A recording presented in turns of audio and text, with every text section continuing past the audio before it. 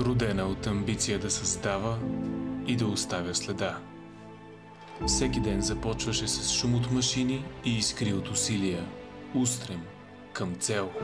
Тук всяка тухла носеше идеята за постоянство, всяка града – силата на упорития труд.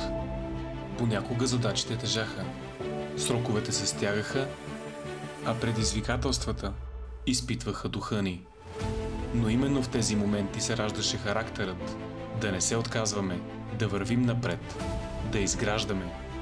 И когато последният детайл застанеше на мястото си, тишината за миг заменяше шума. Това беше моментът на признание, наградата за труда, точността и отдадеността. Моментът, в който разбираш, че не просто строиш сграда, а създаваш бъдеще. Бъдеще за поколения напред. Това е нашата история. История за цели, за упоритост и за силата на устойчивото бъдеще.